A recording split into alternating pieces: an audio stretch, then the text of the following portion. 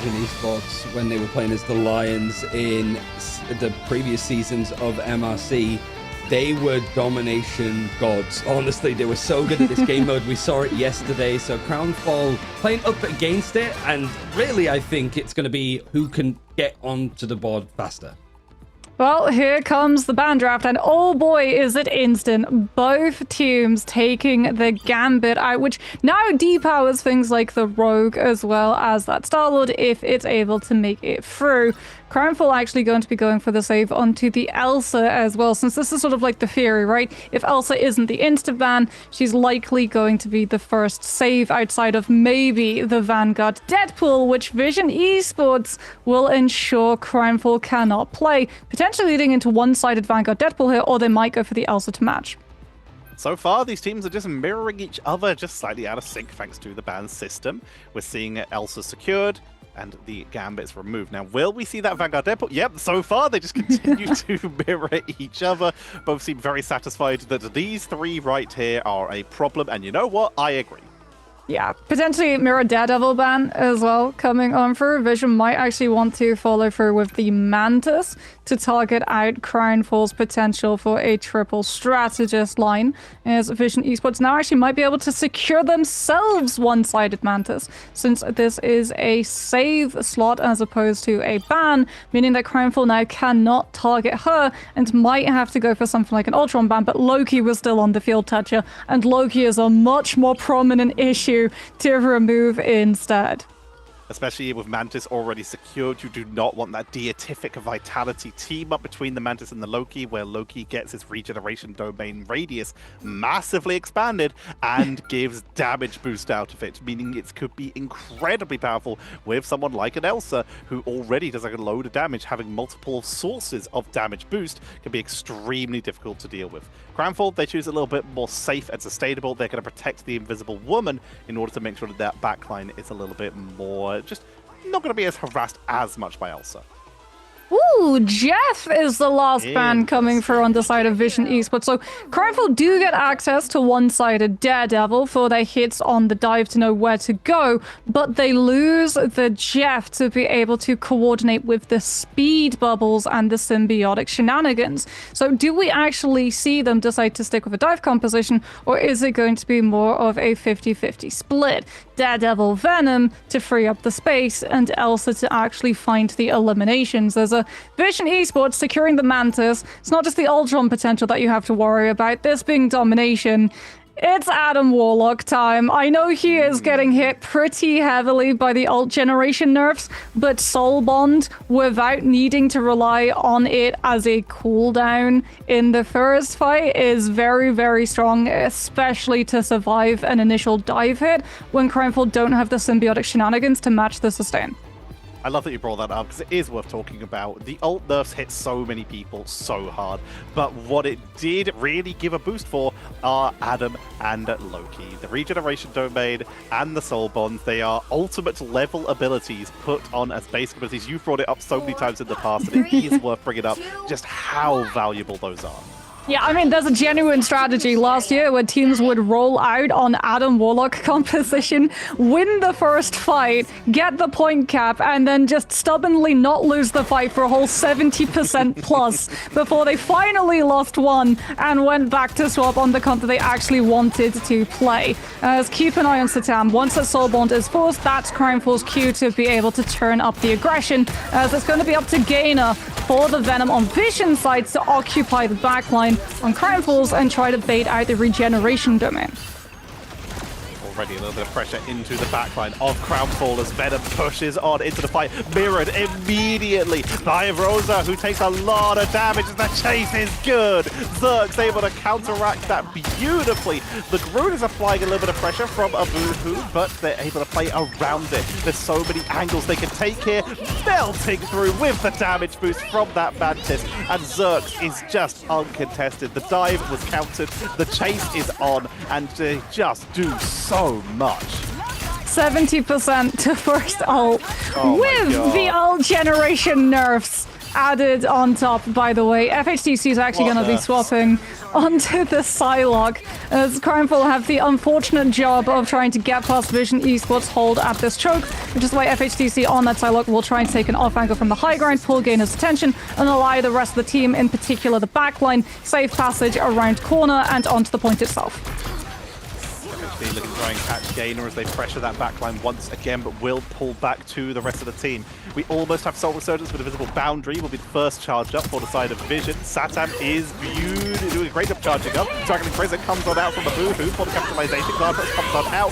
Apex Predator from both sides, but the angle from Zerx is going to allow the pickup onto Rosa. And now they're flanking once again into the back. They don't even have a damage boost right now, and they're still cleaning up. Wait, Grow copy? Ayanakochi copied a Boohoo, which means that Crimefall don't have double strategist ultimate sustain cycle. This is actually really unfortunate for them. Like, Dance of the Butterflies could find eliminations here, but Satam can just bring people back with the Karmic Revival fight, and Vision Esports will just be able to outlast Crimefall. Crimefall at least do have control of the point, at the least at the moment, so even if the Atom does commit the Karmic Revival, they'll stall a lot of point percentage control. All right, pros and cons. Pros, that was a really good strangling prison. Cons, nothing happened. Everyone was able to live, and they broke out of it. Vision have lost the point. They haven't been able to reclaim it. Crownfall did stabilize coming out of that, despite not being able to find a lot from it. But they do now have a full actual strangling prison, and they have their Eye of Agamotto. Well, they don't have strangling prison anymore, but they still have Eye of Agamotto. In order to try and make something happen, they're charging back up towards their second God of Mischief. Eye of Agamotto will come out into the backline, but Rosa is deleted. The backline is deleted. All of those abilities I said that might be available are now gone. I mean, Satam's just getting full team protection at this point. Like, he already was forced into using the self-regenerative cocoon, which meant that Vision Esports had Zerx playing alongside the Atom, Kyubi playing alongside the Atom, as well as Rex. There was no opportunity for Crimefall to complete the elimination onto the Atom, which means that Karmic Revival is still going to be in the hands of Vision Esports, as is Apex Predator. Zerx is just waiting for the stall to come through from Gainer, and then they'll send out the Glortrox and grab all of the players, both with Feast of the Abyss for the hit of the anti-heal, and to funnel them all into the waiting Elsa on the wrong side of the choke. Chasing down for the finishing blows, just to make sure that they get everyone for the collection. And Zerk had a beautiful angle there. This is just exactly what Vision are looking to be doing after such an incredible debut day. They want to be performing this well and piling pressure onto Crownfall. But Crownfall do have a way to try and break through. They have Eternal Bond. They might be able to touch the points. Dragon Prison comes on out, and Venom is looking to touch in the backline. Dragon Prison is not going to find any eliminations, so Eternal Bond will come out. Media M to take down Darby, though, and they aren't even able to reach the point with it. Venom delayed for as long as possible. This doesn't allow the team to touch, but they are so staggered, they are so low, and they are very, very split without any big healing ultimates. They're just going to be picked off one by one. Oh, this is risky. I mean, to be wholly honest, I think I would have preferred Crimefall to just acknowledge that that fight was done and hold on to Eternal Bond. Like, there's a reason Vision Esports tightened the pressure and held closer to Crimefall spawn, and it's because they knew that Eternal Bond was the ultimate that they had available, and they wanted to force it from Darby so that the dashes were done by the time they could reach the point. And Vision Esports, like, they forced out the Cloak and Dagger ultimate, which would have put way more pressure on Kyubi's invisible boundary in this next fight being successful, so they're setting themselves up to be in a much better position when it comes to this first fight on the second round. Dance of the Butterflies can force invisible boundary. Potentially then you get to punish with MJD's Apex Predator, but it has to catch Titan. Like, I cannot stress this enough, Tetcha. If it does not catch the Atom Warlock, everyone gets brought back by Karmic Revival. That is the fight. Take out Adam, potentially twice, because he's probably going to have Cocoon. Or this might be an immediate flip for Vision. And here we go. Portal engage. Go onto quick. Adam. Don't give them time to react. Find the Warlock and take him down. Saddam is charging up. He knows something might be happening. Looking to fire across the range. Dance with the Butterfly into the backline. Get down, Mr. Warlock. He's already down. Take it off the board, but he has Cocoon. He can use that to outlast the majority of the rest of this engage and will be using it to return into this fight. In the meantime, Gainer in the backline is trying to create a little bit of space. 2 down. Make it 3. And Crownfall, they got the Cocoon and lost literally everything else. Yeah, and they got no eliminations on anyone else on Vision Esports. Like, QB's invisible boundary stays standing. The rest of the team stays standing, so you don't even force the hands of the Karmic Revival. Now, potentially, you're going to have to invest your Apex Predator to do just that, but losing that first fight means that MJD has to walk through a choke and close up the distance, and Satan can be outside of the fight. That being said, he is playing a little bit too close, as Zerx actually decides to go first with their own Apex Predator, catching Crownfall coming for a choke yet again. Another pickup coming in from Beta there as they push on in, trying to force them down the stairs. And Crownfall just can't get momentum here. The pressure onto the point, utilizing that magnetic barrier, and the knockback mag cannon, not enough to finish off a Boohoo, but dropping them so low. Meanwhile, Karmic Revival still there, hasn't been used, and that Cocoon is getting closer and closer to getting back off cooldown. If they can delay this long enough, they might just have a safe Adam again. But for now, they keep space where they need to. Media Ram to try and track it. Not finding it this time. Eternal Bond is able to get out safe here. Soul Resurgence from Vex to try and mirror to keep the team topped up. Strangling Prison into the backline for the strategist to focus them down, but Soul Bond keeps them topped up, keeping him in the fight. Ayamagamoto, Guardian Barrier says absolutely not, but the damage is enough. The backline is deleted, and Saturn is taking too much damage. He can't find a safe position. He takes cover and gets the revive, but falls instead. His team will not be revived fully. The strategist will simply become more fodder. They can boundary, but who's there to follow up? QB is dropped, and Crownfall flip the point. For a moment there, I was like, is QB going to commit invisible boundary? But no, he can't. He can't afford to. FHDC's got Dance of the Butterflies, so you have to hold your dance card and wait for the Psylocke to be ready to tango before that invisible woman is able to commit the ultimate. Zerx is about to hit Apex Predator, though, and that is a worry for Crownfall, as is Gainer going behind the team and getting the back cap. Like, the Venom is pulling the attention of the Psylocke too. Wait a minute, QB uses invisible boundary for the slow into Zerx's Apex Predator grab. Everyone from Crownfall gets hit by it, but they don't find the eliminations outside of the group. Dance of the Butterflies is survived through with the use of the Soul Bond coming out from Satan's side, as we get Gainer with the Feast of the Abyss hitting Crownfall's backline, who are trying to hide away once the Soul Bond had ended.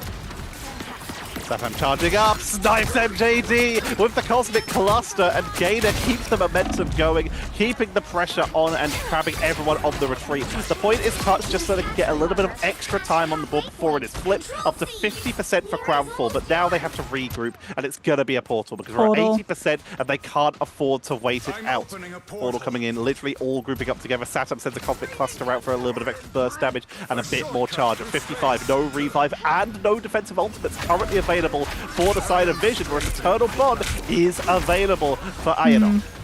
I mean, both strategist ultimates are available for Crownfall at the moment. As a Vision Esports, they do have the Soul Resurgence. Ayana Koji is actually going to start off aggressively with the Eternal Bond, taking the space away from Vision Esports, so they can't just hold their backline off of that point and play for safety. Great Eye of Agamotto from Abuhu. Hits onto so many players, but the follow-up is dissuaded by Xbeta with the Meteor M absorbing all of the damage. It does end, though, and MJD is absolutely free-reigning with the Elsa Bloodstone, but so too is Zerx, who's just going absolutely ham. He's got the Mantis damage boost, and they're clearing Crownfall off the point. Overtime hits, no Strange Portal to bail the team out and get them into a position to stabilize with Dabby's invisible boundary. This round is done, and Zerx is looking like an unstoppable demon.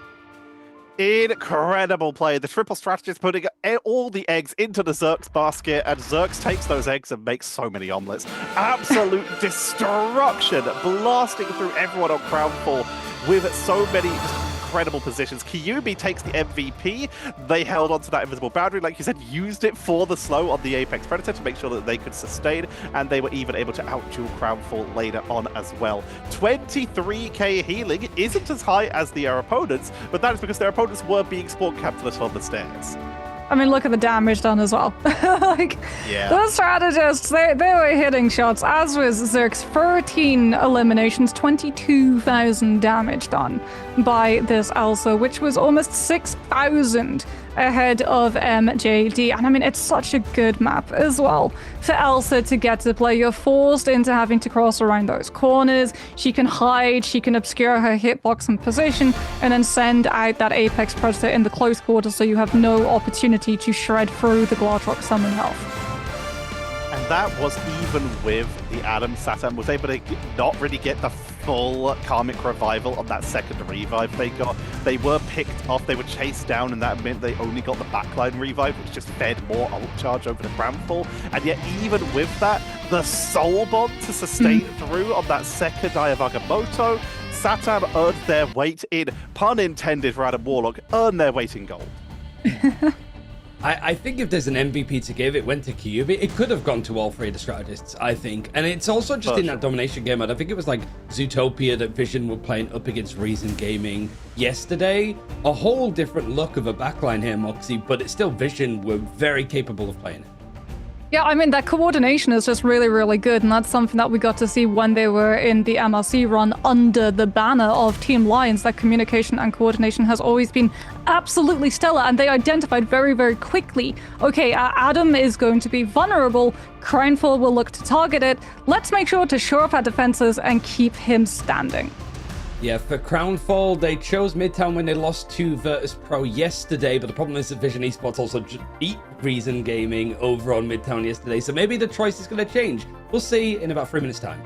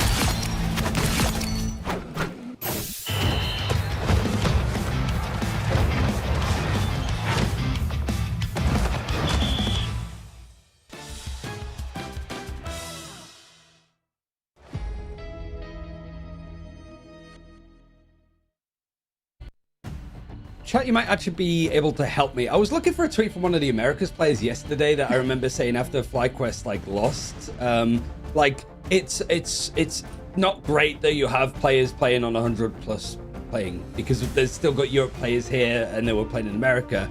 And I wanted segues into these two teams because they have to consistently play on almost 80, 90 plus ping. But because these are two Saudi teams, I'm pretty sure they're on pretty much a server close to each other, which means that they are taking chunks out of each other at this point. Crownfall going for the choice of Midtown, but like I said just before the break, Tetcher, Vision Esports played it, and they dumpstered Reason Gaming on it. They had a lovely time the last time they played, and right now this Vision Esports team are looking like they're continuing to have a lovely time until someone actually stops them. And at this rate, that might not be until later in the tournament when they actually have to play against Virtus Pro, as an example. Because right now, they're looking great. Crownfall, we keep seeing these spikes, these moments of just showing how good they are, and yet they've yet to find a foothold to actually start getting wins. But they did start finding footholds on Midtown against Virtus Pro. Like, there came a point, Ryan, you were with me on this, we actually casted this match yesterday, where we thought that they were going to hold on third, and then Virtus Pro hit overtime and hit Super Saiyan Stage 5. Yeah. I mean, they maybe should have done, really, and that's the difference. I think, like, for some of these players of Vision, they were on a previous iteration of Crownfall. You've even got some, like, head-to-heads of players that used to be on Paradox back in Stage 2 of Ignite. But it does feel like the Vision team, because they've sort of done a lot more consistently higher with their, like, Lions finish, they have a little bit more experience, but there really is nothing between these two teams. It's not as if it really comes down to, like, a Boohoo and the likes of Gainer that actually have, like, the tenure. Everybody else is still fairly green, so there's a lot of promise and experience to still gain here. They're certainly gaining it right now. This is the preseason, so they're fighting for that prize pool, and of course they're seeding heading into the actual league itself coming up in the future. But you've already mentioned it. The experience from these teams, these are two teams that have had players play in Ignite, but have been spending a lot of time in the Marvel Rivals Championships, in the Middle East Pacific tournaments, like the E-League, for example. But they've been showing as much as they can and putting in the hours, potentially more than a lot of the other players in this tournament, because they've had these third-party tournaments that they can just throw themselves at over and over again, and that's mirrored completely in their tournament results. Before I disappear into the ether, it was as the manager from Vision said yesterday that they're going to win everything. It's an expected Series 2 win here, but obviously I think Crownfall have a couple more tricks up their sleeve, potentially. Yeah, I mean, I really want to see the ban draft, to be honest, especially since Vision Esports got to play things like the Mantis and the Adam triple strategist on Domination. Taking them to Convoy, avoiding Convergence, I feel, is one way to sort of sweep away from the triple strategist threat of things like the Flyer compositions. And if Vision tried to rely on the Adam tricks, Crownfall could potentially go for things like the Groot and the Moon Knight, as we did get to see Rosa going for the Groot early on those rounds of Burn and T'Challa. It's wild that when you talk about a Flyer composition, Adam can now potentially be included in that, as he finally got his wings. But we're going to be heading on in, and this is looking pretty familiar, Moxie. We're taking out Gambit first, immediate protection onto the Elsa, allowing Crownfall to potentially. Last time they took out the Vanguard Deadpool first, and yeah, this is identical. I mean, for Vision Esports, it's a no-brainer, right? Going for the save on the Elsa after Zerx had such a performance on that round of Domination. Plus, as we've seen, if you ban out the Vanguard Deadpool, Gainer just swaps over to the Rogue. So, Crownfall, I don't think you have the ban slots to be able to burn to take the Rogue out, and I would rather see something like the, well, yeah, we already got it, the Gambit getting removed, so that if it does get through, you don't have to team up with Hots as one, as no surprises. Mantis across the board for both of these teams targeted from Vision and Crownfall's end. So not going to get the triple strategist line, but potentially still getting the Adam Warlock. Loki was hovered as a potential protection from Crownfall, but they're going to stick with the Invisible Woman, making sure they have a more sustainy backline as opposed to one that is more burst protection, and Flex is more on based on whatever they get their second strategist to be. Vision, they're going to remove the Groot. That does potentially give a clue that they might still be looking at triple strategist, because Groot is very good at dealing with that, putting up walls in between you and your strategist to prevent that healing output, something that Deadpool has also jumped in as an option, but that has also been taken away, and Vision secure it one-sided.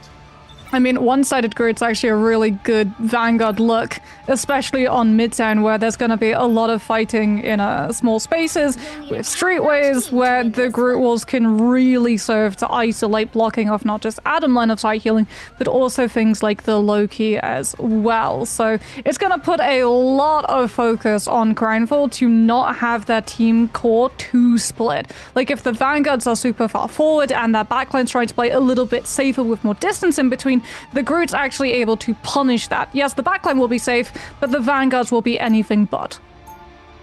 Looking at Crownfall as they look for the hovers. The question I think for them here is, do they go for the Loki themselves to get potential double revives? And it looks like yes, Invisible Woman as the main healing output could be swapped off if they're happy with what they have, but looks like they're going to commit to that. They don't have a Groot of their own, so they're going to be forced to set up with a classic double shield here. They do not want to dive with people like Adam potentially being put at risk if they're not at least close to their Vanguards enough that they can turn around and help them.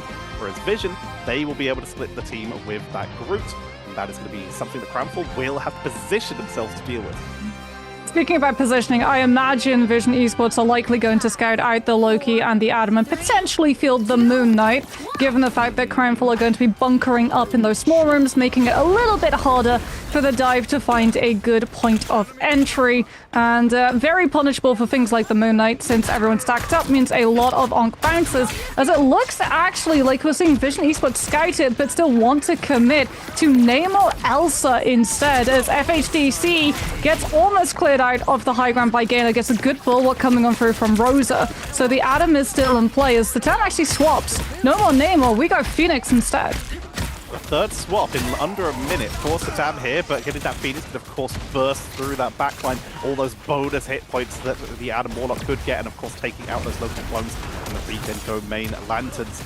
FHDC forced to fly away with that new mobility he has, trying to get some healing onto their Doctor Strange, but Abuhu is getting isolated. Just the power of the Groot here, trying to separate them from the team to get the damage output, get the finishing blow, prevent the healing, but it's not enough.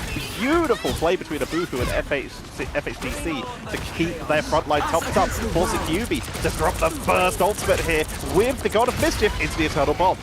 And it's unmatched as well, because X-Beta on this Groot, while not getting a lot of damage, has been cutting the line of sight for both Ayana Koji and Darby to be able to work with. Invisible Boundary, once the Eternal Bond is over, Rex does not yet have their actual ultimate to overlap into this, so Crownfall go aggressive. Eye of Agamotto combined with Apex Predator, and Vision Esports are dispatched and dealt with. Back to respawn they are sent, and Crownfall give themselves a little bit more space. They do have to worry about the walk with Eternal Bond, allowing Zerg space to send out the Apex Predator, but winning that fight does ensure FHDC or Ayana Koji, whoever decides to use the Karmic Revival, the opportunity to bring the team back safely.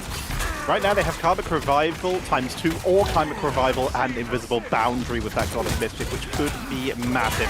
Apex Predator's going to come on out early, grabbing to the front line, getting focused down, regen domains to try and capitalize to make sure they can move forward safely, but they don't get the pickups. Healing output from Crownfall proving a little bit difficult to deal with. Straggling Prison going to be dropped out. Endsong Inferno for the blow-up collides mid-air with the Magneto, but there's going to be the revive from FHDC, keeping the team topped up. Who drops incredibly low, not needing to be revived though, because they actually sustained through that fight, and Crownfall repel Vision for a second time here.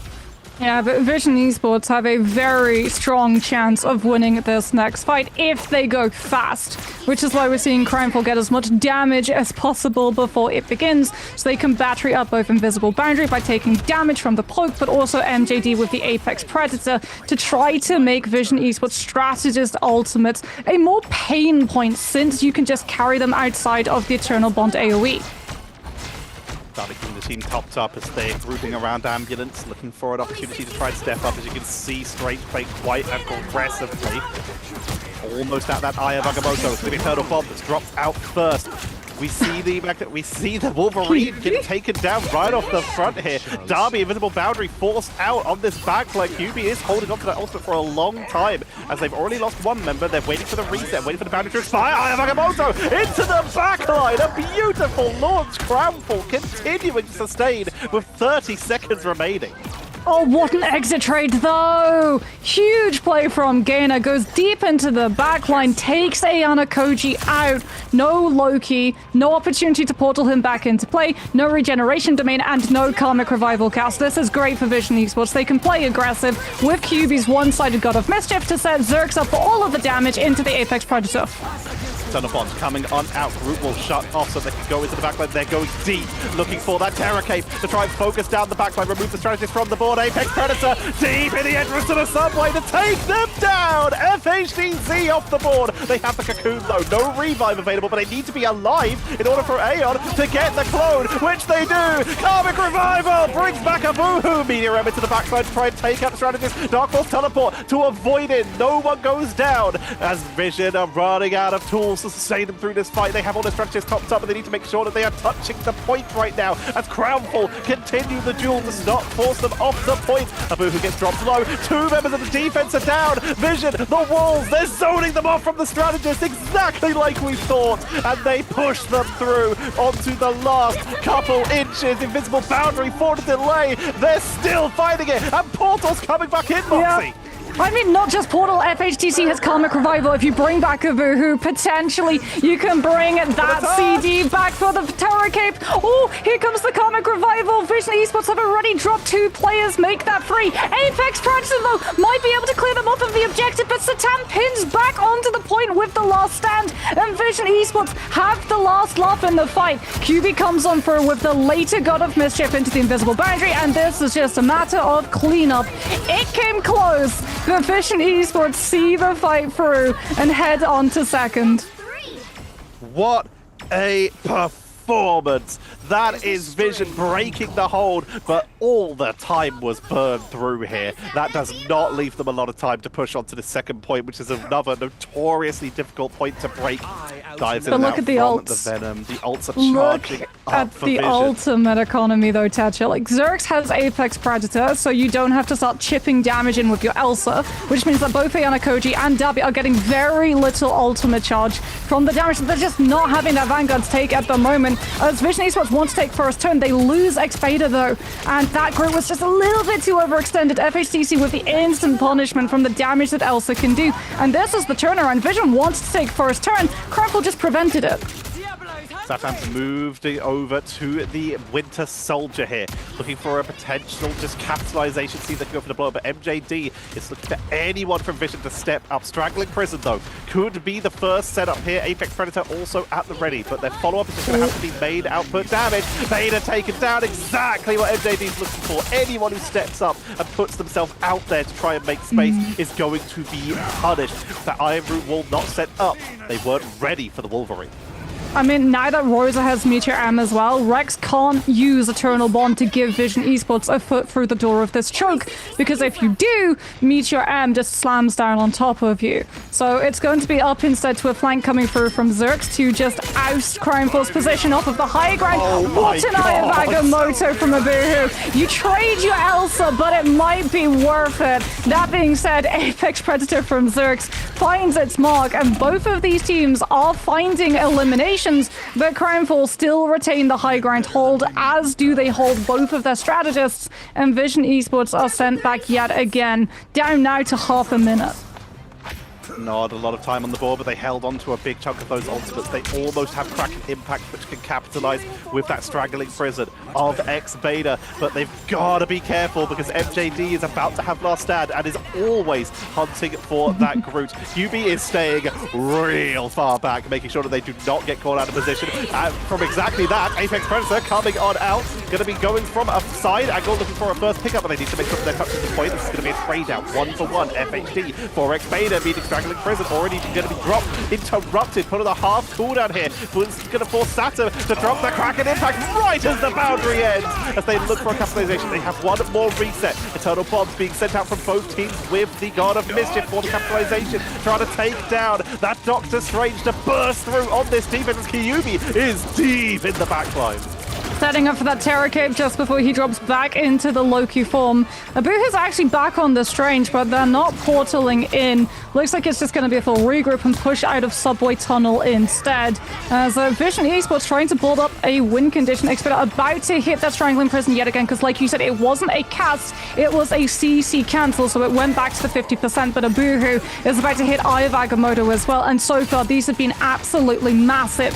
Can he find the same level of magic that Crownful were able to secure the wins off before. Rex is on Cloak, could potentially use the Dark Teleportation to keep everybody out of it. There's the stun attempt, but is interrupted by X-Beta, stemming the momentum with the Strangling Prison. MJD is turning into an angry Canadian blender right now, melting through the front line to try and force them off the point. Crample, they lose them though, unable to sustain through. It's a slither of overtime left, and yet Crample grab one after another. Abuhu's going to portal back in. Satam may have to do the same for their team, as this is a scrappy fight as teams just throw bodies at this. Invisible Boundary's going to come out for Vision, thanks to the God of Mischief and Apex Predator to try and force them off the point, but they're still holding. Satam is throwing himself at this. They're giving everything to this. Gator's now on the Wolverine to try and contest it, as Strange is forced back to the rest of their team to make themselves back into that defensive line as the Invisible Boundary with the second God of Mischief needs to avoid any chance of getting picked up by the Wolverine, and finally Crownfall forced them off. It could have been a full hold. And then, honestly, with that overtime fight, it could have gone anyway. Like, Vision Esports, when they get the portal back on for and we start to see, like, just the trade of the strategist ultimates, Invisible Boundary, actual Invisible Boundary, Loki copy onto Invisible Boundary from both sides. It really does just go the distance, but, like, by that point, overtime's been burning so long, Crownfall starts splitting their players off, not just focusing on holding the objective, but delegating bodies to go onto Vision Esports, separated players, like going for the backline, wanting to pick apart things like the Elsa as well. Very good job coming through, but I mean, it was a lot of distance picked up on a map that, as I said, could be a full hold, this time on the side of Vision Esports, because they looked at that Adam Loki stall composition, they're doing the exact same thing. Good idea. We'll have some. They're even looking at Rocket. I don't know if it's going to make it out of spawn, but they could go for a triple revive here with the Battle Rebirth Beacon instead of the Invisible Boundary. And that's scary, but what's interesting to me is they're looking at the Thing as their second Vanguard, looking to the fact that Cramfall are looking at that Wolverine, they are looking at characters who are diving past every now and again, and they want lockdown. They want to make sure that they do not get the free reign to move around and try and pressure Vision Esports backline. And they won't be punished for it too, because they banned out the Groot earlier in the draft. So the Groot can't just wall Gainer's engagements off and prevent him from jumping back to his players. So we're going to be seeing a lot of stall potential because, like you said, Rex is sticking with the rocket. If one from Vision side falls early, they've got the Battle Recall Beacon to bring them back as we get Regeneration Domain already forced on the side of Vision Esports to just care their players after MJD find a opening grab on that Wolverine. And so begins the slow crawl to the ultimates and finding eliminations that will actually stick. A lot of damage onto Gator, but they're able to retreat back to the rest of their team, get healed up. Satam's up to 45% for that Karmic Revival. It's all about how quickly they can build these up. QB may get the first one, as Loki's able to charge up a little bit faster here, as Zerk's trying to go for a quick blow-up. The capitalization on these Elsas is so hard to do. If you're not marking who they are, then they can just do exactly this. And this looks like round one, Moxie. This is what we were used to seeing. I mean, the Thing doesn't just stop the dive, it also allows you to play the tempo of the brawl, which the EMEA is really happy to do. It also lets you apply vulnerability without the cloak and dagger in play that Zerx is capitalizing. Every opportunity that this Elsa sees someone low and purple, boom, headshots. As Darby uses Invisible Boundary, Vision Esports will use the Cosmic Ion Amplifier to give them the opportunity of combining the damage with the Apex Predator and punching through the sustainability, and Crimefall's win condition is discarded. They go back to the respawn yet again. Vision Esports, they were struggling to break through this first point, and now they're making Crownfall feel the exact same pain as they're just slowly kiting back, getting pickup over and over again. Hiccup started seduction to once again just try and force them back off the point. Going to be mirrored by Rosa to look onto the back line. Bane is taken down though. MJD doing a huge amount of extra damage, trying to bring out the Punisher to try and melt on through. But Karmic Revival, first one, going to be dropped out. Saturn keeping the team back in the game, bringing back 3 members. Ayamagamoto comes on out to try and capitalize, to try and allow them to push onto the point, but it's interrupted, put on the half cooldown. I mean, Darby's about to hit Invisible Boundary, MJD, Final Judgment as well. It's going to be a reliance on Kyuubi, but this Loki, you have to make a choice. Do you try to find line of sight onto Darby to copy the Invisible Boundary to survive it, or do you go for an easier but potentially punishable Karmic Revival copy onto Satam instead, which means you give up a lot of space. Looks like it's going to be a premature copy onto the Rocket to break out of the choke with the Cosmic Yarn Amplifier, which MJD, I mean, he's just going to sit inside Ayana Koji's Invisible Boundary, play it safe with the Final Judgment, and provide all of the suppressing fire for Crimeful to pick up first checkpoint entirely uncontested. And now it's a game of distance. 101 meters on the dot stand between Crownfall and being able to even up this game as they were able to break through that first siege. Vision, they still are staying on the Atom. They're at 59%, QB at 13%, Rocket fully charged on that Cosmic Yarn Amplifier, so they have the damage boost if they want to go in with Zerg, themselves some time for this recharge, but they've got to be careful of a Boohoo. I mean, the Venom's just going to go past, right? All of the space that Crimeful were trying to play up with, they've had to just turn around to deal with the Venom so that the objective moves closer to that last checkpoint, and it's allowing Vision Esports to shore up their defenses. Yet again, FHDC has to turn his attention from setting up Apex Predator into just dealing with the Venom. Now we get the Invisible Boundary coming on through from Dabby in reaction to Xerxes' zone, but Vision Esports still get to hold their position. Dive comes in from Gator, trying to put a little bit of pressure. Symbiotic Resilience to keep them pumped up.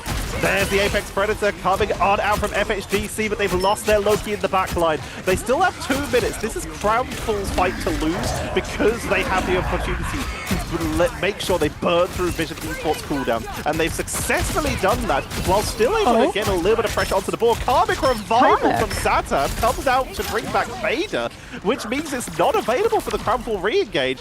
That's risky. It's now going to come down to QB to be forced to use it. I mean, you use the Karmic Revival, so you bring all of your players back and you can hold high ground, which now means that you have the opportunity and space for QB to build up ultimate, Zerx potentially to find an elimination when Crimefall are mid-rotation, and you also force Crimefall to have to use the Emeralds, but now, as opposed to on the objective itself. MJD gets dove upon, so the Punisher can be occupied and potentially brought down before Final Judgment can be the nail in the coffin of this defense, but the regeneration domain from Ayana Koji brings him right back into the fray. Speaking about right back into the fray, Vision Esports whole team, they're all back. QB gets the Karmic Revival off, and Crimefall now have to complete the eliminations all over again.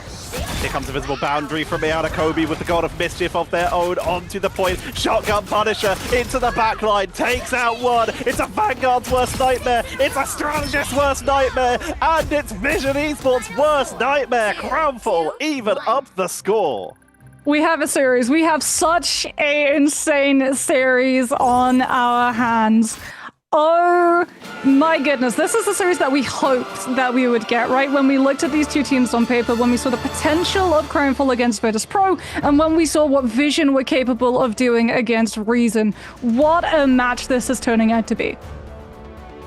We absolutely love it. This was Crimefall putting their best foot forward. We talked about it. They put up a bit of a fight against Virtus Pro. We were like, there's something there. And yeah, there was. This is Crownfall knowing exactly how to play that. The adjustments were fantastic. They had great revive fights on their defense. On their attack. They forced a lot of extra value that way, and then adjusting into the Punisher to try and break through those front lines because it could dive in quick enough and just melted Beta 12 times, becoming a casualty, just putting too much pressure on him. I mean, shout out Ayana Koji. Like, MJD was a slither of health when Vision Esports dispatched the dive to go put the pressure on the Punisher. Understanding, the moment Rosa uses Psionic Seduction to walk Crimefall out of that choke and towards the point, Final Judgment is going to be the follow-up, so deal with the Punisher and deal with him now. And it really is a race between that Punisher dropping and getting 1 foot. It's literally 1 foot into the regeneration domain to instantly get all of that healing from the damage done onto him. I was a little bit worried, I think, for Crownfall with it being going into overtime fights and them slowly losing them out, and they could have full health like Moxie mentioned. I was like, okay, feels a little bit like a repeat of yesterday. But the attacking side was so blisteringly fast that Vision Esports couldn't really get a hold of this one. I think the bigger question now is, like, if Vision Esports were playing MRC, they'd go to another domination map. but they can't. They have to go to a convergence. So I guess for them, for either of you, where do you think is the likely place they'll want to take it? What's the easiest route for them, considering how mechanically heavy they are, and also triple strategy centric? I mean, I think it favors Vision Esports, right? Because, as you said, domination, demons, convergence is at least half of domination. So I feel like whichever map they decide to choose, it's going to be a strong one for them, and it's going to be brutal for Crownfall to break first. I'm going to purposely ignore your question and say give us Shibuya. That would be nice. It'd be really cool to see, like, if that torch stuff happens anymore, but we'll have to see. We'll see how this series is going to finish out after a quick break.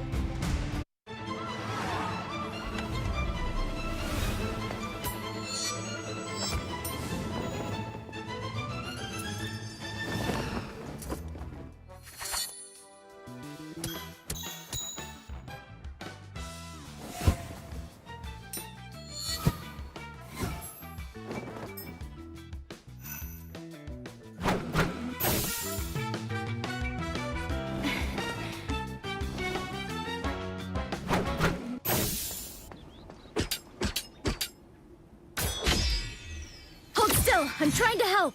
Lights out. Suffer in the darkness. Let's pop back up under their noses. Us against the world!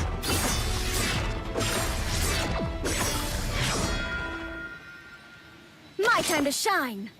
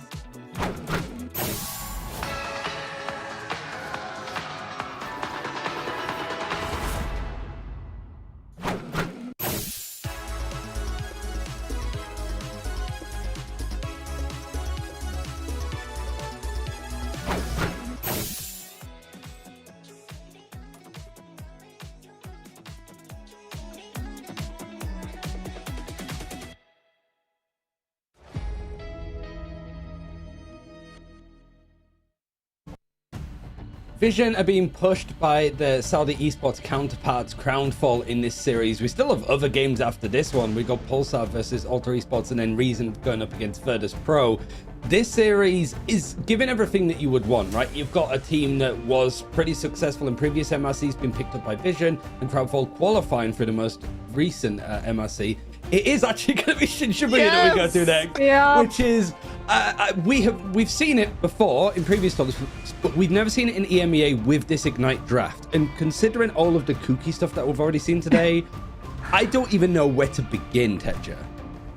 I mean, it's the storyline I tried to set up yesterday, that this Ignite is a little bit of something old mixed in with a little bit of something new. We have the newest map in our map pool, which is one of our oldest maps, coming back in, and this unchanged from how it was when it was taken out of the competitive pool, meaning that the initial choke point on point number 1 is so difficult to deal with. And there's been a lot of discussion, I know, Moxie, you're a big fan of Doctor Strange, is why deal with a choke point when we could just go around it. Yeah, but it also puts a lot of pressure on the teams. Like, if you open up with Portal and you lose your Portal attack first fight, oh boy, do you not have a fun time of having to walk into a choke that you have your defensive counterparts having the greater ultimate economy against. So I feel like the Mantis, especially since we're headed to Convergence, is going to retain as a staple ban for both of these teams, which means, guys, there's a likelihood Adam Loki gets through again. Yeah, it was the Loki that was like getting through. It was quite surprising. I was checking my notes. I wasn't showing you how well I shaped the top of my head. I did a really good job, but that's not the point. It was that there was a one-sided Mantis in the game that had such a big impact. But just like, we don't usually see like Loki being let through. Like, even though there's more focus that goes onto Elsa, onto the Deadpool, onto the likes of Gambit, there usually is just like, you've got 4 bans, yeah, get rid of Loki, because we just don't want him to like amplify whatever compositions come out. Case in point, there was no Gambit in that server. Loki still got a lot of value, right, Tetcher? Yeah, not just from the copies onto the Karmic Revival and the Adam Warlock. We also saw multiple times, of course, the copy onto the Invisible Woman for Invisible Boundary, which is the usual. The Adam Warlock copy is an extra bit of spice if you need Total those Bond revives, too. but Boundary's there's so strong. Good portion. I mean, I will say though, if we get flyers, like, Loki can't heal flyers. That's the thing. Right. Every Loki player will tell you, I pull my hair out each time I want to play Loki, and I see like an Angela on my team, because unless you're flying close to walls, so you can take advantage of the AoE distance of the Loki heal, you're not going to be able to consistently hit your shots on things like the Ultron and the Torch, which is why when we do see those flyer metas develop, it's not with Loki as a strategist alongside it, it's more on something like the Mantis, who can just apply the heal tick and look away to the rest of the fight. Just watching, because obviously going into a third map, I'm for the players getting like a couple more minutes break to just sort of make sure that they're ready to go into this one. There's a lot at stake. I am watching admins count them down like they're an angry parent. Literally what Detcha was doing earlier, like 55, 54 and a half, 50, you know, just like, come on. We are getting into game very soon, but like, I don't mind. You've got like the old map now back into the game, 0 changes, but a whole new meta and a draft system put on top of it. It's not surprising in the slightest, Moxie, that they're probably making sure that they are as ready as they can be, because it's not only what they're going to use in the server here, it's what they're showing for future games, qualifying games for playoffs for sure. Well, not just that, it's also the fact that we're about to go into ban draft, so you don't want to screw over your ban draft on a map like this, especially because if you're attacking first and you manage to get the full push against the defensive team, that's going to be a great motivator to have your defense round, as opposed to if you're defending first and you find yourself getting rolled because of a bad ban draft, that's going to be horrible motivation to have to pull out on your attacking round. Be Vision starting us off on the attacking round as we're heading into the draft. Crownful forced onto defense, meaning that they have to be the ones to show how you lock this down. And Vision bravely showing us for the first time in EMEA for Ignite how to attack on Shin Shibuya. The fact they picked this and chose attack means that they have a plan, and we're all very excited to see. Elsa is the first save coming through from Vision. There's the Mantis actually being removed incredibly early on the side of Crownful. Not a Vanguard Deadpool that they decided to remove, as it looks like we're going to have an Elsa Mirror.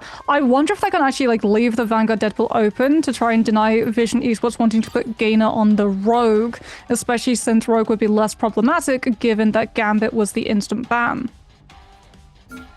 Have to see. For now, though, we're just seeing something very familiar, with the exception of that Mantis being banned out earlier instead of that Vanguard Deadpool, and not even banned out even on the second attempt there from Crownful. Vanguard Deadpool is just being allowed through for Vision in exchange of taking out the Angela. This is a very strong character on this map. There's some environmentals, and also that first entryway is very effective for Angela to try and skip it and see if they can sneak around and get some pressure onto the backline.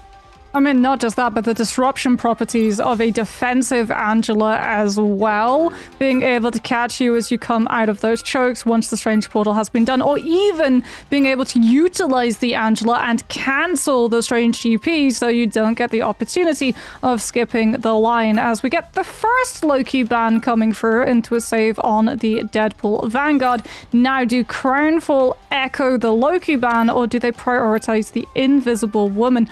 Okay, Vision Esports lose the access of Susan Storm, but gain access to Loki Lofferson. And that does mean potentially we do see, when they go to the defense, a stall strategy with a different composition for first than when they move on to second. If it is a Loki, though, we're going to have to wait and see, because they won't roll on the attack. Instead, we're likely going to be seeing a much more aggressive composition around both the Jeff and the Rocket. This gives them, of course, the classic Zootopia backline where they can avoid getting dove, but also just the speed you can push forward. Even if your first person gets picked off, you have about a rebirth beacon. The bubbles from Jeff mean you can roll forward quicker and pile on even more pressure. Vision hovering spicy, but we'll talk about that depending on what actually makes it out of spawn. But welcome back, everybody, to Shin Shibuya. First time it's been in pro play for a long time. And Crownfall, they're showing us their defense. They are looking at that defensive Angela. I mean, Rose is already looking at Vision Esports spawn. So I would imagine if you're hearing a Strange Portal queue, that's going to be the cue for the Angela to drop down and spear the Strange out of the cast. And I mean, there we go. Xbeta is currently on the Sorcerer Supreme.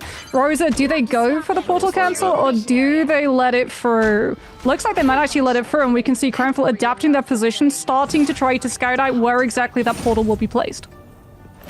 For the right angle, you want to place it safe so that your team can actually exit, maybe a little bit of cover, but also in a position where you can maybe get an early pickup. They've got extremely aggressive here, but they are bringing out an offensive Adam Warlock here to just try and build charge up early as they commit through the first fight. Beta going to go back through the portal, deciding that he wants something a little bit more aggressive. Portal your team in, swap to Venom. He's got a fast rollout, rejoin your team. This gives that Jeff the Symbiotic shenanigans. It's something we've seen a little bit in the past. Good to see it make a return here, but while that's happening, they focus down on Gator, taken down but brought back at the rebirth beacon as Zerg takes out their counterpart. FHDC picked off in the backline. Yeah, Rex was only on the Atom for that first push with the teleport, with the Soul Bond access. Now swaps back over to the Rocket, as we can see QB from afar healing the team. They've already been able to pick up the first bit of point cap. MJD falling as well means that Crownfall are losing the opportunity of stalling for a win condition to be built up. I say win condition, honestly it would just be stabilized condition at this point. Invisible boundary potentially, but Darby is already down, as has the first checkpoint fallen. Crownfall now have to back up, disengage, relying on Ayana Koji with the Jeff bubbles to give the speed boost to stop Vision Esports finding more staggers. Call the AR nurse, because that condition is anything but stable. Crownfall forced to retreat so far and give up all the space to Vision as they push on forward, and they're playing so aggressively with that Venom, with that Daredevil. But Rosa is able to spot the Venom up on the high ground, will zone them out a little bit, and this power, as you pointed out, of that defensive Angela to put pressure on and try and punish people who try to sneak around. Sprayed out Gator for MJD on that front line, as Darby just sending shots down range, keeping the healing up for the rest of their team. Apex Predator comes on out, grabs back, trying to force them off the point, but it's still Rosa who's fighting people on the flanks. I mean, Darby as well, able to stay up despite Gainer being brought back by the Battle Recall Beacon. You still lost access to the Banhammer, so the Invisible Woman still stands, and Invisible Boundary alongside it. QB, though, with the It's Jeff, takes Darby out of the fight, and Vision Esports will be able to regain all of that momentum instantly. So Tam's looking to catch the disengagement too. They've been able to scout out where the Jeff is off of the passive radar sense, and without strategists, Crownfall are going to have to just give this fight up and look to regroup for the next. Satan might know where the Jeff is, but I blinked and he was gone, so that was wild, just how quickly he was able to take them down. Rosa is still flanking, still causing issues, trying to enter into the duel with Satan, who tries to chase them down with that good chase, and successfully does so. Great 1v1 with that Daredevil. Piece of the Abyss coming on in, because Vision knows they're having to pull some of these triggers to capitalize on the fact that they have a numbers advantage. Visible Boundary comes out and is expiring from Darby. Let the Devil out with the Cosmic Yard. Guard Amplifier for the damage boost. It's Jeff to buy a little bit of time. This will be a quick retreat. Not going to make it back to spawn, but with Rosa combo, that might have given Crownfall a little bit of time to regroup and try and punish the people here. But Zerx arrives back to the fight and immediately contributes, grabs one, sets up for two, and Vision continue their momentum. I mean, Crownfall do get one more chance at stopping Vision Esports before they hit second checkpoint. It's all going to come through from MJD's Galactic Legend. Rosa, with the Heaven's Retribution, tries to tie the team up, but unfortunately, Darby just gets spawn camped by Expedo, who's more than happy to position himself outside of the fight and get the more crucial elimination. And again, without the Invisible Woman, Crownfall just don't have the sustainability. Ianakoji alone on the Jeff is not going to be enough to keep the team up in the face of the Apex Predator. And Vision Esports continue rolling through Shin Shibuya. The pressure is applied. We're getting the full tour of Shin Shibuya here in its return showing, getting to see every single part. As Crownfall tried to set up for a defensive Boohoo onto the Groot. MJD going for the full combo. Horn of Proteus with the Namor. They're going to try and just wombo Vision out. But with 3 minutes left on the clock, they have to first build up those ultimate charges. 42% on a Boohoo, 22 on MJD, as Vision just keep pressuring, keep diving into the backline. Wall set up to try and cut them off from their healing output. Nearly is enough, and is enough to take out Beta, but the Rebirth Beacon's already up, but it means it's not there for Gator. Finished off on the chase as Rosa is piling on the pressure. Yeah, more space as well. Like, even though you bring the Venom back with the rocket cooldown, the Venom's not there creating space for the rest of the team to be able to make plays off of, right? They do have to back up until the Venom's back in position, something that Crownfall is able to capitalize. And now with Ianakoji moving off of the Jeff onto the Cloak and Dagger, you get two actual defensive ultimates to stand up to the aggressive capabilities of your opponent. Unfortunately, you've lost Darby thanks to the Cosmic Yawn Amplifier damage boost onto Zerx, who is just doing so much work on this Elsa. And Ianakoji, like, you're just looking to go out as fast as possible so Crownfall can look to regroup and come back into this next fight with the double strategist ultimate advantage. Though one will get forced almost immediately by Let the Devil Out with how close Vision Esports are holding up to their spawn. Pressuring on through this main entranceway, trying to just keep Crownfall back as close to their spawn doors as possible. Straggling Prison, as we said, at the ready, and Horde of Proteus is just around the corner, but their strategist may not be, and once again Satam is causing grief. Straggling Prison comes on out, but there's no one to capitalize on. The team is too split. The Horde will not find value. It's sent into the backline to try and find Zerx, but Zerx is too fast. Apex Predator takes down one, looks for more, but Vision do lose two members in this. Crownfall is starting to stabilize, but Gator not giving it up yet. Aya Magamoto into the backline. Gator is pressuring the strategist to try and create space here, but Crownfall have claimed the points back, and they will delay. Yeah, Darby comes back, manages to set up the invisible boundary, plays outside of it so he doesn't go down prematurely, but still 1 minute 30, and Crownfall just used both of their strategist ultimates. Expada's about to hit another Feast of the Abyss, this time with the Cosmic Yawn Amplifier. The moment Gainer hits Banhammer as well, Crownfall are going to lose one of their strategists if they can't just peel off the base neutral dive in its strongest form.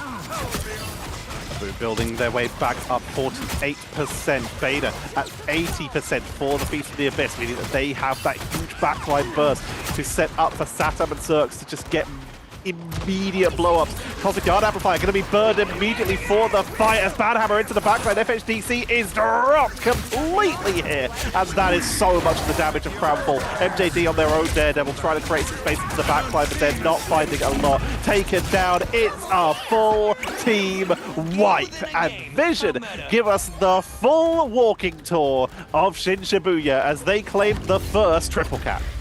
Yeah, MJD tries to go for the Daredevil and make it a backline trade, but I mean, Vision Esports, they scout out that there's a Daredevil behind them and they leave no one left isolated behind when they decide to go for that walk. It was just a matter of them hitting those ultimates and filling Crownfall's players one by one. Like, that dive coordination was so good. Satam on the Daredevil as well, that point of entry from Xbeta on the Venom doing so much to create the space. Rosa was able to deal with some of it, dispatching keeping the threat levels of both the Daredevil and the Venom individually on second, but had to turn away from the Angela because, like, you were disrupting, but you weren't actually dealing damage, finding eliminations, or successfully peeling your backline, because you would deal with one part of the dive, but the rest of it would still be able to find the hit. Now we move on to the defense. Vision, once again, they chose this map. They must have the plan. And looking at their defense, it's pretty much exactly what they ran on offense. Starting themselves off with the double dive. They've got themselves that Deadpool and that Venom with the Zootopia backline of the Jeff and the Rocket and the classic Daredevil and the Elsa Bloodstone combo. This is full burst. Don't give your opponents time to react. Wipe out their backline before they can do anything, while you continue to stay safe in the backline because you've got all that mobility. Crownfall, though, with Abuhu on the Strange, I imagine are going to be looking for a similar point of entry with that teleport to open up the fight, going side door entrance just to make sure that there's no shenanigans to target the Strange early and take the teleport onto its cooldown. As we can see them go for exactly the same point of entry actually as Vision Esports. Same building to a T. Abuhu, unfortunately, falling a little bit for the floor, it looks like at the moment, as Vision Esports retreat, putting their players into the bunker to make sure that the dive can't commit, while sending Beta to make sure that Crownfall lose the space created. Who built this building? The floor keeps collapsing as they're able to take down one immediately. Darby off the board.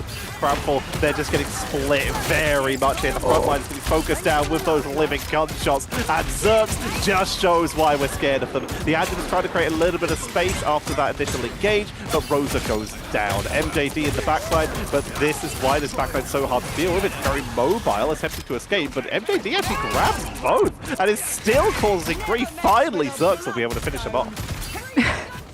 Insane play coming on for that from Zerx on that Elsa Bloodstone. Crownfall, though, they lost that strange portal, and Vision Esports gained access to it. Abuhu, no fear, goes through it with the Maelstrom of Madness fully charged, wipes the players out as they come through from those spawn doors, and give Crownfall the opportunity of capping the first part of this point, but they have not been able to finalize the full fight, so it falls to the rest of the team to just flood Vision Esports space and make sure that no one can get past. And Strange was one of the last ones to go down, meaning there's going to be no portal. Venom is going to try and delay, but there's just no way they sustain that, which means Crownfall will grab the first point and begin their push, making their way on towards the second point here. Vision forced to reset. They have to wait a long time. X-Beta coming back on that Venom after being taken out on the way out. It's going to allow them to regroup, but they've only still got 4 minutes on the clock, plus several seconds. This is a long time for Vision to try and delay. I mean, Crownfall, though, have a lot of ultimates that are going to be coming into play, and Vision Esports don't have any map space at the moment. They haven't been able to set up and stabilize a dive position, which means the Crownfall get to dive on their backline instead. Rex is the first to go. FHDC with the Apex Predator looks to send it out onto the point just to make sure that Vision Esports are cleared off of it, and when the dive hits, they can make sure that the objective continues moving at the same time. Darby currently on cart duty, keeping an eye on the Spider Zero as they make their way onto the point. Rosa play exactly the same as last time, hovering around the flank, looking for an initial target. Anyone they can find who can be isolated will be valuable here. Gator fully charged on that dive into the backline, that ban hammer to see if they can punish someone. They're going to drop it immediately onto MJD, who unleashes the Devil to try and zone them off the board and keep them away from the fight. Heaven's Retribution grabs everyone. It's Jeff for the combo, but it's a huge blow up. The focusing from Vision immediately counters it. Counter going to be coming out from Kyubi, who is going to successfully make it to the side, and goodbye! That's a quadruple from Vision. Great setup by Kyubi. Oh, QV gets everyone off of the map in comparison to Poriana Koji, who gets just obliterated the moment that Vision Esports start getting swallowed, as we can start to see now Gainer just holding up a little bit closer, wanting to get some of that poke damage on through the ball back up to the Banhammer. MJD's going to punish that, though. They've been able to scout out where Vision Esports are holding, and within that, they've been able to find isolated players when Vision Esports aren't in position to keep them healed up. Apex Predator comes on through from Zerx, right on top of the Vanguards, and Abuhu is gone before Darby's Cosmic Yawn Amplifier gets the opportunity to save them.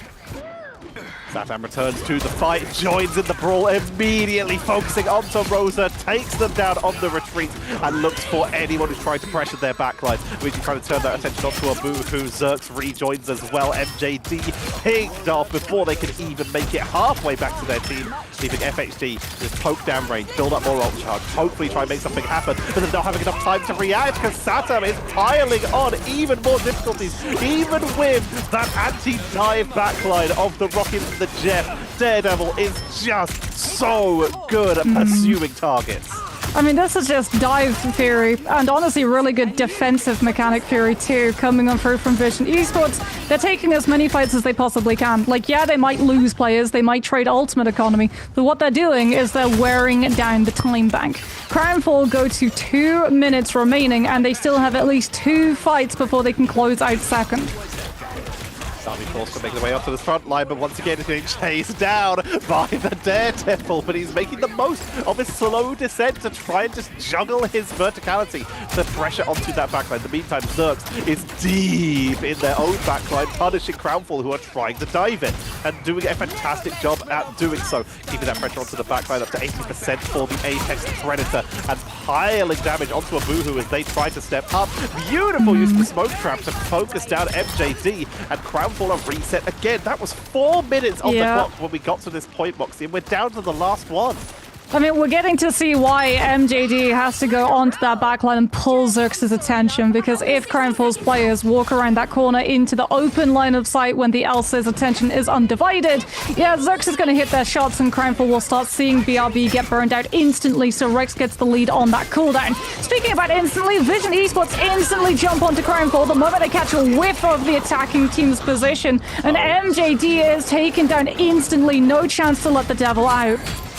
Here comes the Jeff, eats the focus down, the man without fear, turns Crownfall into the team without fish as they're being taken down. The dive is huge. Apex Predator to try and flip this from Crownfall to make something happen, but FHDC is eliminated, and with 18 seconds left on the clock, Vision have the position held. Crownfall, they can't afford to try and strange because that doorway is so easily interrupted, so they go for speed, they go for Rogue, they go for Angela, and it's time to just rush the point. Gator dives on in though, takes out the Elsa one more time. Overtime is going to get hit, but the devil has been unleashed. Jeff is getting chased, focused down, the healing off the board, and it's all a Boohoo. They're all that's left, and there's nothing left of them. Taken off the board as overtime tick rolls down. That is going to be Vision Esports taking the series. Vision Esports showcasing why Shin Shibuya is so defensively favored, and why Elsa Bloodstone and Dive as well with an Elsa Bloodstone composition is so problematic. Like, you have to do so much to make sure that the Elsa isn't looking at your walk up, but then if you're dispatching all of those resources for the Elsa, the Dive is having less of its attention sent its way too. So it's very much a symbiotic relationship between those two aspects of the comp to strengthen out the other. Very nicely done. Look at Zerx. 25 final hits, 49 and 4 in KOs to casualties. Just unleashed. 25 final hits as well, by the way, because like when we talk about statistics for damage, there is a case of meaningless damage where it's not converted into eliminations and all you're doing is allowing the enemy team and their strategists to far outpace your own back line with the amount of damage that's being done. But Zerx, like, he found the eliminations, the damage was done, and it was done in such quick fashion. He was able to land the eliminations and continue putting pressure on Crownfall's every walk when the side switch came through. With Crownfall showing up, able to take a map on the board, but Vision, they took back control, taking us to Shin Shibuya for the first time, which is absolutely delightful. They showed that they had the plan, and it's dive. Just literally just running into your opponent's backline, creating advantageous trades, and being able to give Zerx all that freedom. Even every time Zerx got taken down, the second they could see the enemy, they usually got a KO, because their team was still brawling. X-Beta and Gator, in particular, and Satam, were causing so much grief to Crownfall that every time they even tried to step forward, they were punished. Yeah, I mean, from watching it from my perspective, it was a good turnaround for Vision and a good pick of Shin Shibuya because it really did seem that Crownfall didn't have much to go over. But it's more like all through this series today, Vision Esports looked really good on Triple Strategist, but when they had to play a bit of that 2-2-2 on Midtown, it fell a little bit flat. Here, it looked like firing on all cylinders, and I think if there's like an MVP to really give it, I know we've got an interview with Gainer coming up. I think it was the backline, it was the strategists that have been consistently impressing me for Vision. And like, I guess I'll start with the strategist player with like Moxie. Like, which side of it? It's like the triple strategist works. Is it the Jeff? Is it Rex on the Rocket? Like, there's something about the way that those guys play that is just so well connected. I mean, the fact that Vision Esports always pulled the first elimination meant that they were constantly up BRB cooldown as well. So even when Crownfall started finding the trades, it was just Battle Recall Beacon, Vision Esports continue as usual. Zerx was free to do what he wanted, and Xbeta and Gainer got to go in, divide Crownfall's attention, take down the time bank too, because like we have to address the fact that was a 4-minute plus hold on second that they were able to wear Crownfall through, and a lot of it was off of the fast, really like quick dive resets that they were just continuing to do with both the Venom and the Deadpool's attention and focus. Scary look. I mean, was it as they're saying that they're going to win everything? I think this was a series that like they were favorites for because like they had a bit more time and preparation. Crownfall are going to hopefully not beat themselves too much after this series. It's a long one, it's a grueling one, Tetcher, but there's so much promise there that like if they can win some of these like other matchups similar to teams like Vision, like Reason Gaming and stuff coming up, maybe even like Rad and Fire Red, there's a chance for Crownfall to make playoffs 100%, right? Crownfall would be fools to like beat themselves up too much over that series. Yeah, of course you want to win, but we saw the moments of brilliance when they had their first series yesterday, and then we saw them take not only a map but take some incredible duels versus Vision in maps 2 and 3.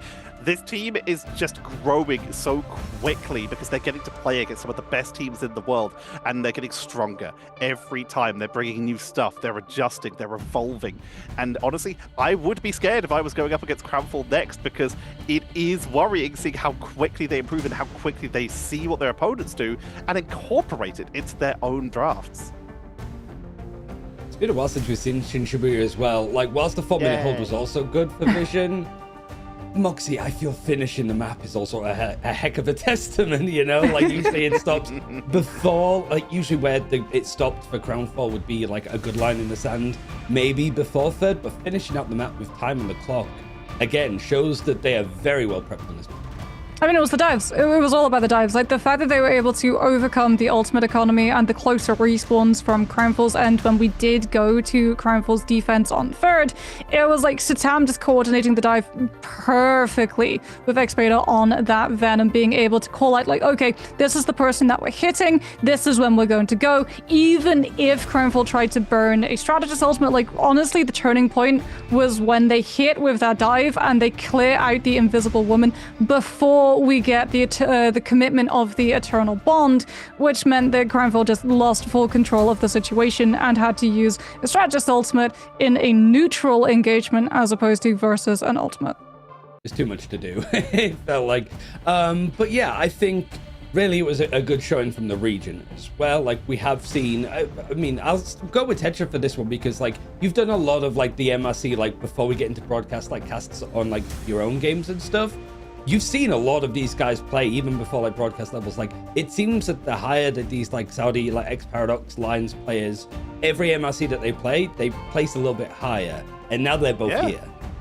I mean, the last place we saw the Lions in particular, as Moxie brought it up earlier, is they actually came second in an MRC previously, where the only teams they lost to, they lost because they had to forfeit because they couldn't field their players. We didn't have a full real test run for this Lions roster.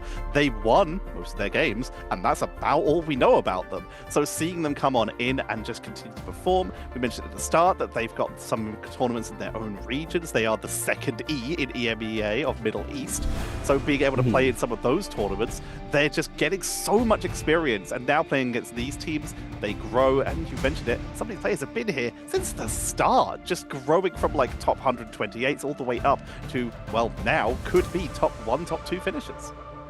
I think if we had like an interview with like Asda or one of the like ex-Paradox like sort of Middle Eastern players, because it's Gainer, it's like there's a lot to ask him. Mostly, where the hell have you been? Because it feels like we haven't seen him in so long.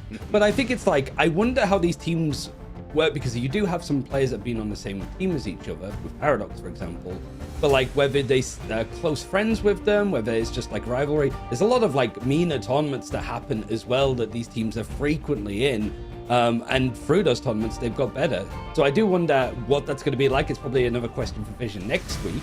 But we've got Gainer actually over on the interview, and I'll start with the question that I sort of just asked, if you can hear me, Gainer. Where have you been? It's been a while since we've seen you play, right? Like, we didn't see you in like season 5 at the start of this year. Like, what was the process of you joining this team? I mean, I was for a long time like LFT, because my image is not that great in the community and it's hard to find a team. So I was like mostly looking for a team, and then I just got asked by the Arab team to join. Yeah.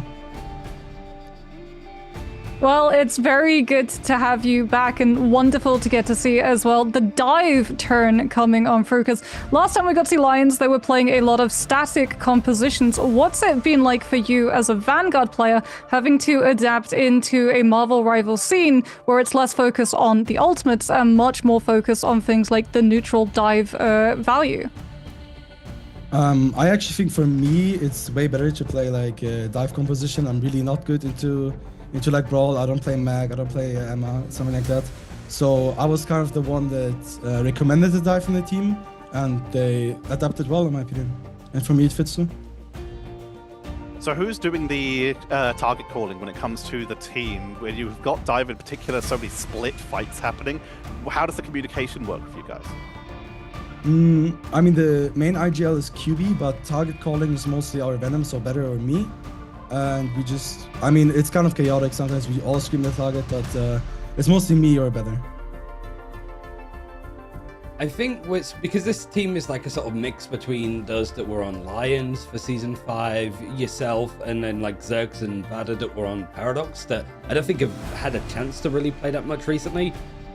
What has the process been like of like the team like coming together? Because like, how much has it been like theory of the draft system, the meta, getting dive down? Because you say it's like chaotic, like in the comms and stuff.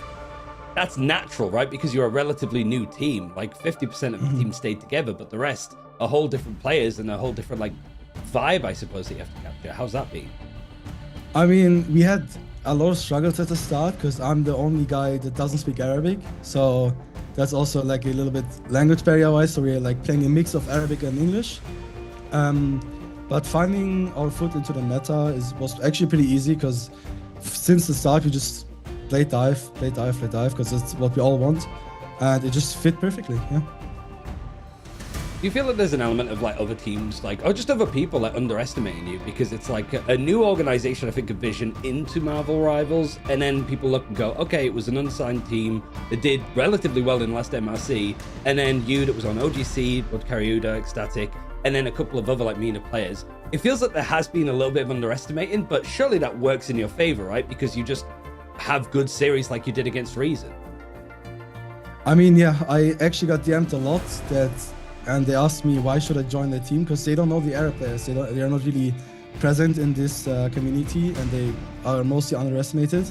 So it actually works in our favor, because people don't expect such a good team composition, and yeah, I think it's just perfect when people underestimate us. It's more fun.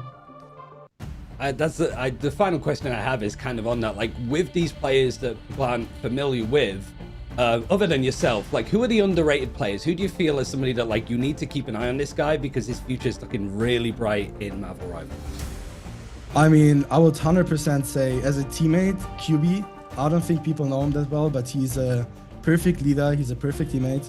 His calls are perfect, and mechanical-wise, 100% Zerx and Satan. Both of those are beasts, and people don't know them. It's just crazy.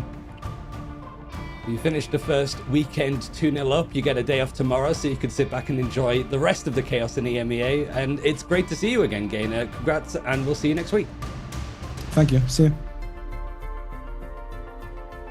As Gainer from boys over at Vision, and I like the QB was highlighted because it's like another crazy Jeff player in our region that we can add to our list. So perfect answers really, and I think that Vision are going to be really happy with how this first weekend has gone.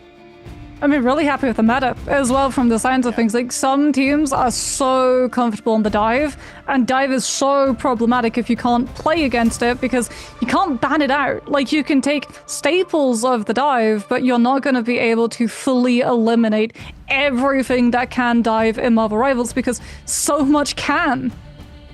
So before we sort of go on with the action, so we've had teams that have like won both their games, won and lost. Now we're up against two teams with Alter Esports and Pulsar that lost their first game. So one really wanted to get a win on the board. We'll have to see how it's going to be after this break as we continue the action here in EMEA Day 2.